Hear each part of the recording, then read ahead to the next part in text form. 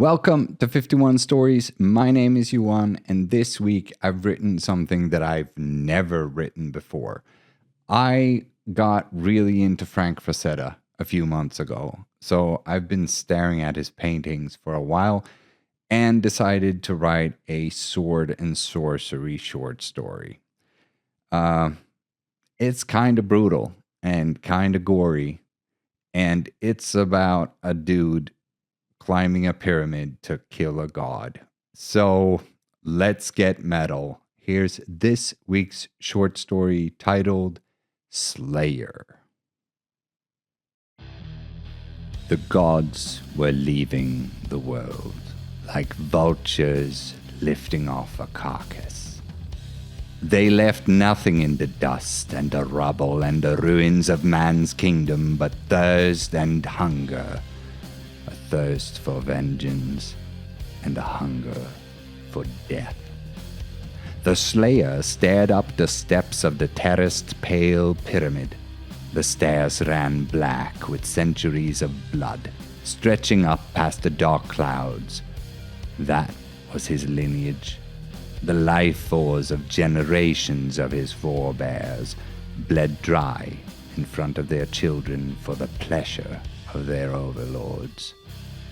He had been hidden away by the tainted ones. Under their heinous care, he had lived and grown and thrived on the rage and hatred and his world's fury, to grow into the man the gods had kept his kind from ever becoming. Now he had come to reclaim their blood, and then some, one step at a time. He clutched the bones of his father's hand in the necklace around his neck, caressed the red mark of his mother the crone had circled in viscera on his scarred chest. There was one god left, still sitting atop his throne beyond the clouds. The Slayer had long since sworn to turn that throne into an altar, and now the time had come. He would replenish the world spirit with the blood of a god. He dropped his fur cloak and stood naked, drawing the blade the Tainted had forged for him in the fires in the depths of the world. Its steel was as black as his hair, his eyes, and his gnashed teeth.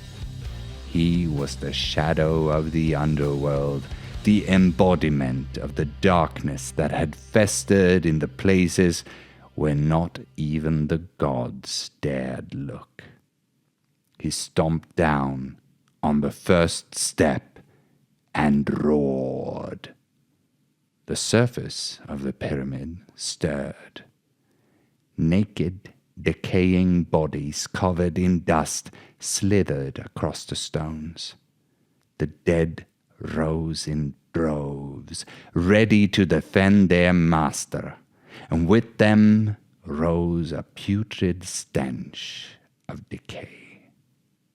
The Slayer's grip tightened around the sword's hilt, wrapped in leather made from his brother's skin. It whispered and creaked under his huge fingers, a prayer to his ears. One of the reanimated corpses screamed, the rallying call of the dead. It would have horrified lesser men, but to the Slayer it was an invitation. A river of rotting flesh crashed down the steps. The Slayer gripped the hilt with both hands and dashed up to meet the swarming bodies. He cut the first screaming corpse in half from the shoulder to the hip, advancing right through it, unleashing a flurry of hacks and slashes to keep them off him. He kept climbing, step by step, felling them 10 at a time with furious swings. The undead flooded the steps from the pyramid's sides, throwing themselves down upon him in mindless waves of rotting rage.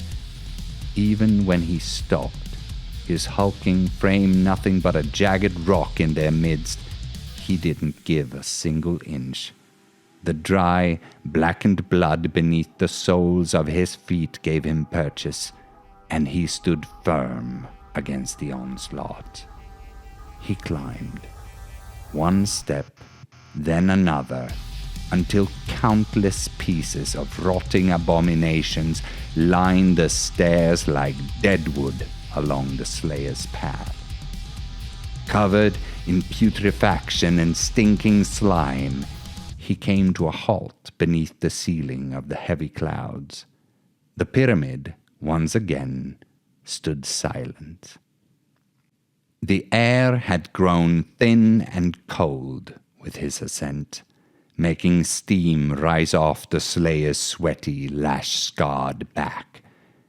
He looked down on his arms, streaks of glowing red where he'd been clawed and bitten. Breathing hard, he pulled a long canine tooth from the bulging flesh of his forearm. He had already been poisoned by death, this he knew. But what is a venomous bite to a man who is already the vessel of corrosive bane? Swinging a spray of rot off his blade, the Slayer gritted his teeth and climbed the stairs into the grey veil. He kept a wary eye on the steps and a steady pace. If there ever was a place for a trap, it was here. There were strange noises in the mist. Shadows. He readied his sword. But not all enemies are corporeal. Some spring from the depths of our very souls. The Slayer stopped, staring up the stairs. His eyes went wide, his jaw jutting forward like a wolf catching a scent. 3 silhouettes stood waiting for him in the mist, and somewhere deep beneath the scar tissue, the muscle and the hardened bone of the man he had become, a pitiful, long-forgotten little creature stirred. A song, softly breathed into the air, broke the dense silence. His mother's lullaby stayed the Slayer's heaving chest. The 3 silhouettes stood backlit by the orange glow of the sun, setting past the clouds, calling him home. Had he already died? Was this the afterlife? He sheathed his sword. He couldn't stop staring at the shadows of his mother, his father, and his brother. A child had awoken in the man, a child ripped from his mother's chest, from his father's arms, from his brother's side. A child who hadn't seen a moment of bliss ever since. The Slayer lifted his foot to the next step, reaching out. Another step. The song filled his ears, warmed his heart, blurred his eyes with tears. His family beckoned him forward, waving for him to hurry. Then a rattle of bones filled the air. The Slayer stopped. He lowered his chin, staring at the necklace around his neck. It encircled his mother's mark, painted in blood and guts on his chest. His hand sought the hilt of the sword and the leather of his brother's skin. His jaw set, his brow fell, his eyes blackened. The bones, the blood, the skin, they were his family. Their bones, their blood, their skin were all that remained. Bones, blood, and skin were all that was true. The Slayer drew his sword again. The 3 silhouettes above him on the steps stiffened. Their shapes began to shift, changing. He grunted, growled at them, crouched down ready to lunge, when the bones rattled another warning. The figures in the mist cackled at him, taunting him. Suspicious, the slayer held his sword out, prodding the steps in front of him. The first one held fast, the second one too, but the third, the blade slid right through as though it was nothing but mist. Angered by the god's deceptiveness, the slayer roared. He stepped back, then, dashing upwards, he flung himself off the last solid step. An abyss opened in the stone beneath him as the fog parted. His furious leap hadn't been furious enough. Missing the edge of the stairs with his flailing hand, he thrust his sword out, praying his brother was with him. The blade rang, crunched, and complained. The slayer looked up. He was hanging from the hilt, 2/3 of the blade jammed in a gap between the stones. A wrinkly, twisted face suddenly peeked out over the edge above, leering at him. It was one of the god's warlocks, laughing toothlessly at him through his long beard. The slayer growled, hanging helplessly from his sword hilt a foot from the ledge. The warlock spat at him, cackling at his attempts to try to find purchase against the smooth wall. His feet kept sliding. Then the slayer stopped struggling, staring up at the warlock. When the old man met the black eyes of the vengeful warrior, his cackle caught in his throat. In a flash, the slayer pulled himself up by the sword with one arm, shooting his other up to catch the warlock by the beard. The old man screamed, pulling back. 2 other decrepit men appeared at his side, tugging at him. In the pit, the slayer grinned, flashing his black teeth as he began reeling in the warlock's beard around his fist. The warlock kept screaming as his companions pulled him back. The slayer followed, breathing heavily with bloodlust and anticipation. He let the warlock's beard go, catching the ledge. He gripped his brother's leather, snapping the blade. Heaving himself up, the slayer stood glaring at the 3 old warlocks cowering further up the steps. They'd gone silent, taking in the naked warrior wielding the broken, jagged blade. The slayer huffed and grunted, then his chest convulsed, expelling a horrible series of coarse, maniacal noises. The 3 warlocks stared, slowly realizing he was laughing. When the slayer lunged up the stairs, they fled, howling with fear. The slayer caught the one who'd mocked him by the foot, flinging him back down the stairs without even looking, as the screaming warlock tumbled off the edge. The next one he stabbed in his withered calf, burying his shattered blade to the hilt and pulling him towards him. He tore the blade out, plunging it into the warlock's back, laughing as he dragged him down the steps until he had him at his mercy between his legs. He turned the warlock over, staring into his tear-drenched, horrified face before he caved his chest in with his bare foot. The 3rd warlock was scampering up the steps as fast as his wiry legs could carry him. The slayer followed, 3 steps at a time, closing the distance. He rolled his shoulders, then threw the sword hilt first, with such force that it knocked the warlock over. The blade clanged down the steps. The slayer snatched it up, approaching the old man, now scrambling backwards up the stairs, screaming at the slayer for mercy. But there was no pity, and absolutely no mercy for the lackeys of Sax'acoatl. The slayer punched the sword hilt square into the warlock's face, mounting him and repeating the motion over and over, until he heard metal against stone. He rose, his torso glowing as red as the setting sun through the fog. He held the sword in front of him, pressing the remaining blade flat against his forehead and the crooked bridge of his nose. Then the slayer continued his climb. When he broke past the clouds, the sun had fled beyond the horizon. Above him, the uncountable stars and a full moon hung in silent anticipation of the carnage about to unfold.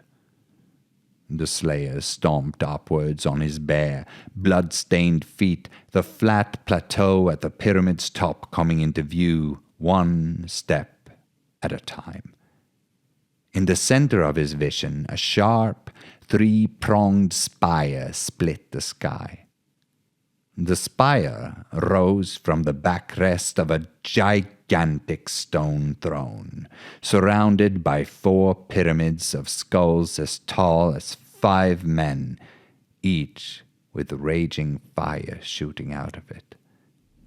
A path of lit torches ran from the top of the stairs towards the epicenter of suffering and turmoil that had washed over this world. Perched atop the throne, bathing in the firelight, sat not a man nor a woman, but a giant mockery of humanity. The creature's feathers and scales were covered in robes woven from the hair of 100 women, strapped with belts from the hides of 100 men. This was Sax'acoatl, the last of the gods. The slayer stopped at the top of the stairs, planting his feet. The burning, slitted eyes of Sax'acoatl, each as big as a fist, fixed upon the warrior. A gust of wind whipped the slayer's long black hair across his face. The god stared at him in bored disgust. It uncurled one of its clawed fingers from its throne's granite armrest in a dismissive gesture. From behind the pyramids of skulls, 4 women appeared. They looked nothing like any woman the slayer had ever known. Dressed only in chains and bangles of gleaming gold, they moved towards him, making the feather plumes on their heads sway from side to side. The slayer watched in silence. The curves of their naked hips and full breasts shifted and bounced in the orange light of the torches. Their delicate feet formed needle points beneath their bulbous silhouettes as they cut gliding paths across the platform, their hands held behind their backs in submissive offering. The slayer's chest heaved, his breath shooting from his nostrils. A deep, lustful grunt escaped him as his manhood twitched. The 4 women stopped to form a wall of supple flesh across his path. They were so close he could smell their sweetness on the breeze. Their breathing grew heavy, their breasts heaving as their glistening tongues undulated between their parted lips. Their eyes beckoned him towards them as strings of saliva dripped from their chins. Some enemies were too ethereal to fight. Others, so corporeal a man could do nothing but surrender. But he was no man. He was the slayer. He hadn't come for any other warmth than that found by bathing in the blood of a god. His rage could not be tempered, not even by women. When the witches saw that their vile magic did not affect him, they stopped writhing and squirming. The slayer was about to shove them aside when all 4 suddenly drew curved crystal blades from behind their backs. They struck like serpents, screeching as they lunged at him. Caught off guard, the slayer parried a blade with his, kicking its wielder back as the tip of another slashed his arm. A third blade slipped through his defense, flashing towards his chest, and the symbol painted across it suddenly burned a bright red. The blade caught the light, slid to the side, and shattered in the witch's hand. His mother's mark turned to ash on his skin. The hex stunned them all. Quickly, the slayer roared and swung his broken blade in a wide arc. The witches dodged, then returned the fury with a blizzard of razors, forcing him back. For the first time since starting his ascent, he was losing ground. He spun, dancing backwards into the darkness along the edge of the pyramid's plateau. Hacking away two of the blades, he barely escaped another thrust at his heart. They tried to drive him off the edge. Desperately shooting forward, he pummeled into the unarmed woman. To his surprise, she welcomed the attack, wrapping her limbs around his waist, burying her teeth in his shoulder. Howling in pain, the slayer rushed back along the edge, using the woman's body against the onslaught of the others. Without hesitation, they hacked at their sister's back, trying to get to him. With a grunt, the slayer tore her off, throwing her limp body into the others, a dark chunk of his flesh between her teeth. The three remaining witches stopped, hissing at him, baring fangs. The slayer glanced at his shoulder, wincing at the bubbling poison burning in the bite. The witches cackled and howled, sending sprays of venom from their mouths as they stepped over their fallen sister. The slayer growled at them. They smirked and cooed as their blades slowly cut the air in a seductive dance of death. He swung his stubby sword to keep them at bay, then jumped away from the edge. The howling witches followed, forming a maw of crystal teeth, chasing him across the stone floor. Their blades cut into his, slashed his arms, forcing him to parry, driving him back in circles until he had no choice but to retreat. Finally, he found himself where he'd started, panting between the roaring torches. The three remaining witches once again stood between him and his prey. From his throne, the god watched. Its scaled lips parted in a reptilian grin, baring rows of teeth as sharp as the broken blade in the slayer's hand. The slayer planted his feet, staring them all down. He reached for a torch, breaking it off its stand with a snap. The witches watched in wide-eyed excitement as he brought the burning ember to his wounded shoulder.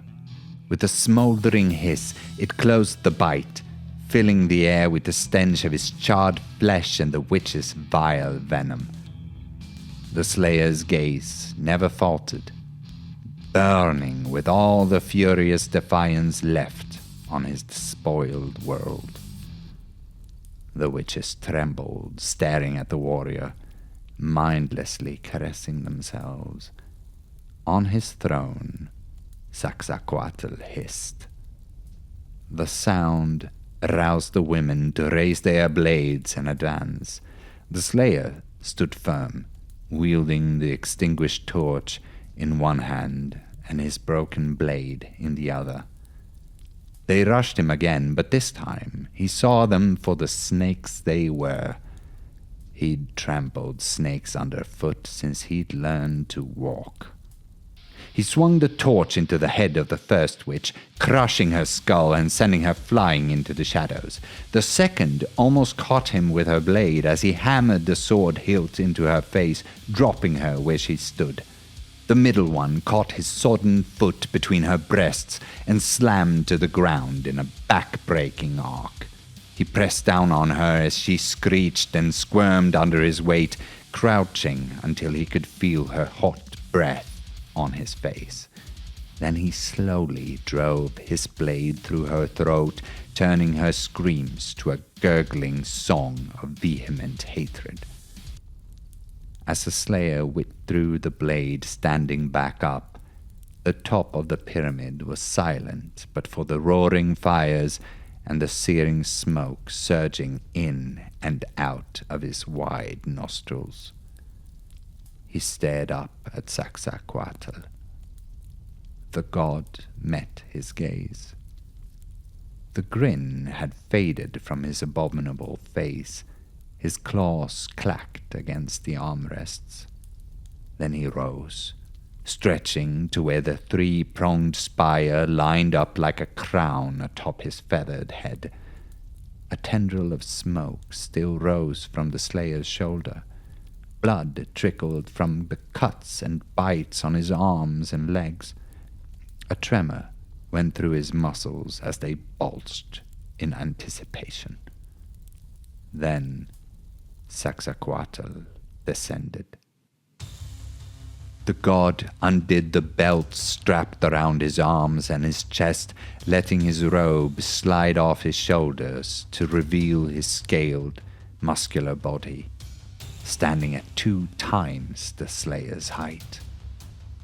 The slayer tossed the torch aside, grabbing the hilt of his broken sword with both hands, facing him in defiant challenge. A deep, rhythmic sound, like the tolling of a giant bell of flesh and bone, escaped Sax'acoatl's throat. The god was laughing at him. A smoke-filled breath shot through the slayer's gnashed teeth as the firelight shone in his black eyes. The beast stopped in the middle of the torchlit path. Raising his hand, he invited his subject to meet his maker. The slayer shot his thick neck out, dashing across the stone with a roar. The sound of metal against claws cracked like thunder from atop the pyramid. It rang across the ruined lands, sending creatures cowering in their burrows and the tainted slithering into the darkness of their caves. The world listened, smelling the air for blood. Sax'acoatl fought like a god. The creature whipped its hands in a flurry of dagger-sized claws, bearing down on the slayer. The warrior hacked and slashed, furiously trying to break through. His body was turning into a tapestry of cuts, glowing like accursed runes in the firelight. He staggered, reared up and lunged when Sax'acoatl caught him with a fierce blow.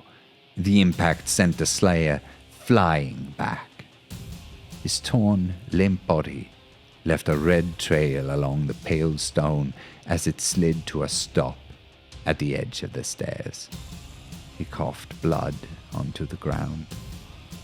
Again, Sax'acoatl laughed. The god arched its back, hissing and roaring at the skies. This was still his world, and he wouldn't leave until he'd squeezed the last drop of suffering from its withered carcass. The slayer tried to push himself off the ground.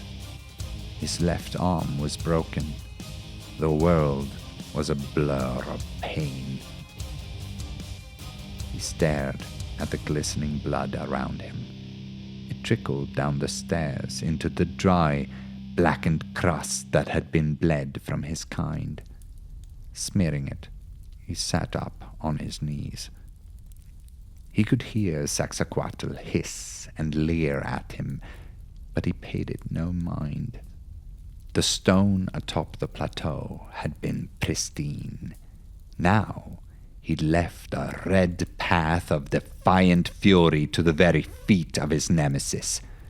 He just needed to walk that path until his purpose was fulfilled.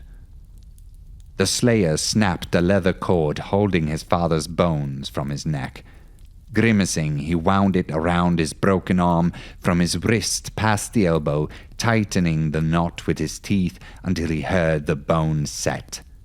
Then he reached for his sword and staggered to his feet.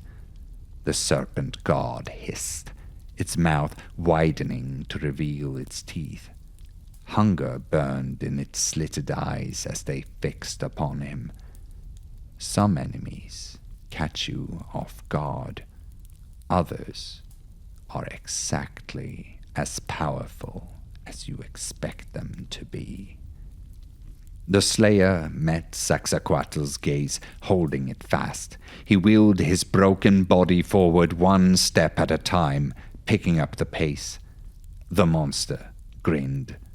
The god's true folly, in all his arrogance, was that he, like every other living thing in existence, fought to win, to survive, to live. The Slayer, on the other hand, fought to kill or be killed. For him, there was nothing but a black void waiting beyond this battle.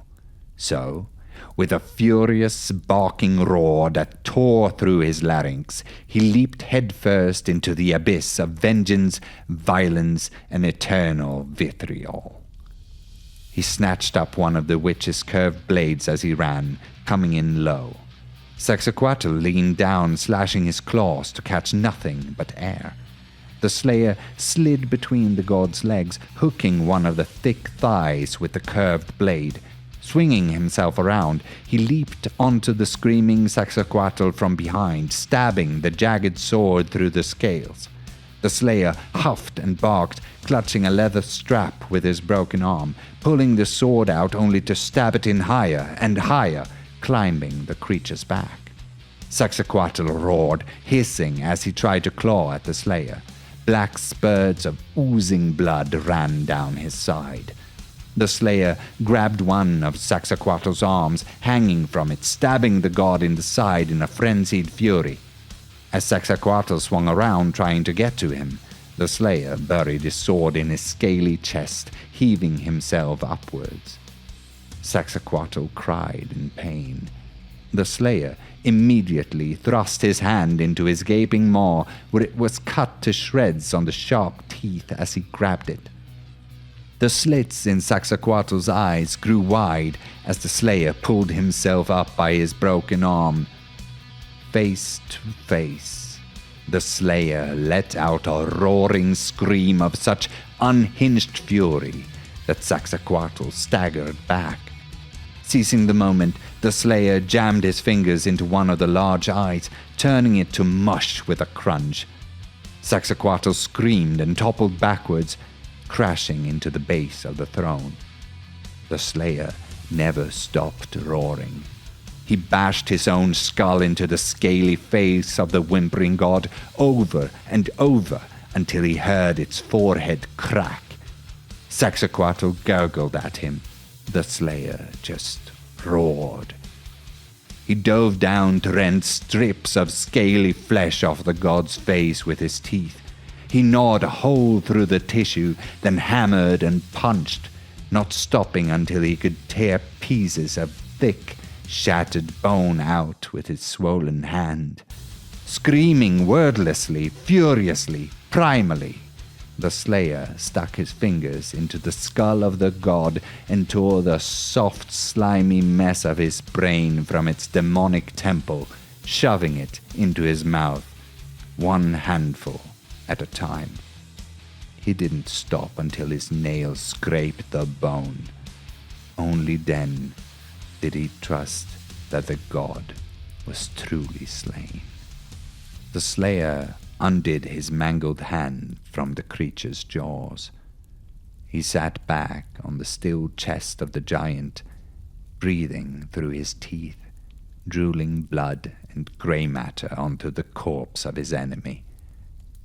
Then he arched his back and let go a shrieking howl into the black vastness of space.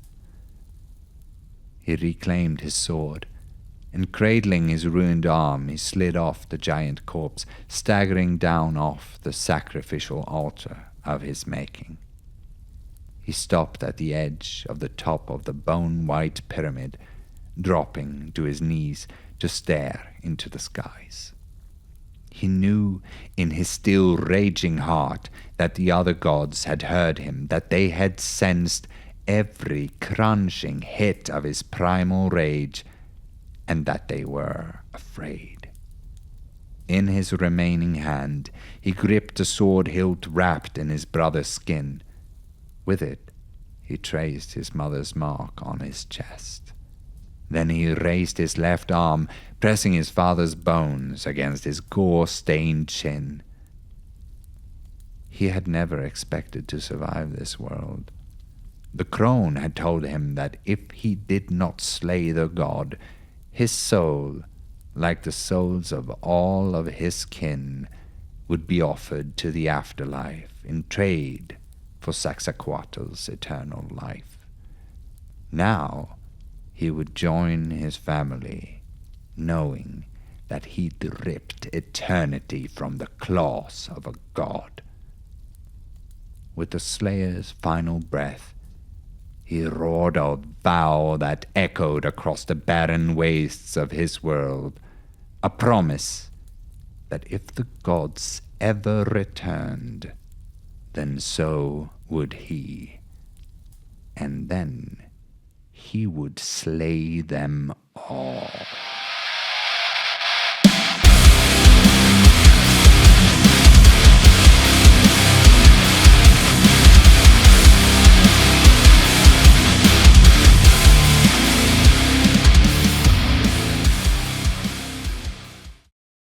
Well, that was Slayer.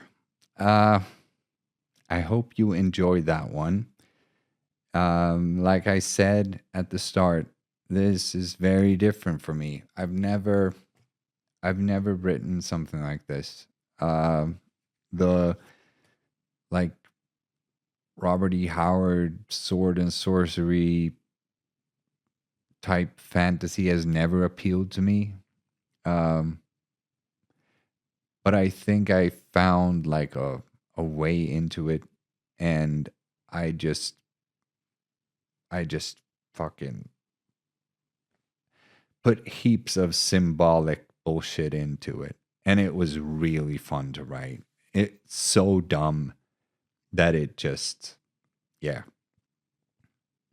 I think that there's value to pulpy, really over the top tales like this. It's sort of like a fairy tale in structure, where there are these very clear challenges and this very like almost meta structure to the story, where he's climbing this pyramid like the dramatic curve or something. It was really fun to write. I don't think I've ever written like violence like this, and definitely not gore like this, and that was super fun. Yeah, I hope you enjoyed it, like I said, as much as I did writing it. And if you did, please like the video, hit the subscribe button for more stories. Maybe not like this one, but there's a bunch of them I think you'll like there in playlists on the channel. And if you go to more videos, you'll find a lot more stories that I've written over the past, what is it now? Maybe 4 months or so. This is like number 24, I think. So it's getting up there. I'm almost halfway to my goal of 51 stories. So stick with me, and I'll see you in the next video for the next story. All hail the eternal Storyboros.